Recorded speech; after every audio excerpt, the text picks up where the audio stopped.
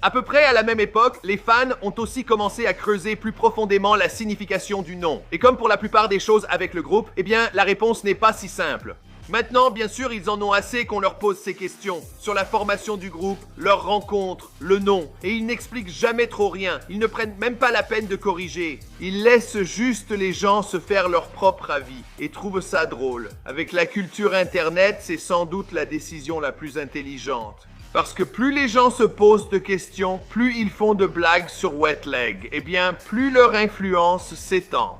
Après la sortie de Chaises Longues, eh bien, les choses n'ont pas seulement grandi, elles ont explosé. Presque du jour au lendemain, Wet Leg est passé d'un groupe relativement inconnu à l'un des nouveaux groupes les plus discutés au Royaume-Uni. Puis, les blogs musicaux l'ont relayé, les radios l'ont diffusé et les écoutes en streaming ont vite augmenté. Ce qui rendait cela encore plus intéressant, c'était son aspect inattendu.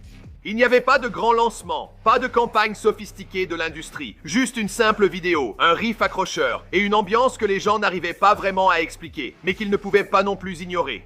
Et une fois que l'industrie a compris, eh bien les choses ont avancé encore plus vite. Le groupe a alors signé avec Domino Recording Company, l'un des labels indépendants les plus respectés du Royaume-Uni, connu pour avoir lancé de grands artistes. Et à partir de là, ils ont enchaîné avec des morceaux comme Wet Dream et Angelica, misant encore plus sur la même formule épurée qui d'une manière ou d'une autre continuait de fonctionner. Et puis est venu le véritable tournant. Leur premier album est sorti en 2022, et non seulement il est entré dans les classements, mais il a atteint la première place au Royaume-Uni. À partir de là, tout s'est accéléré très rapidement.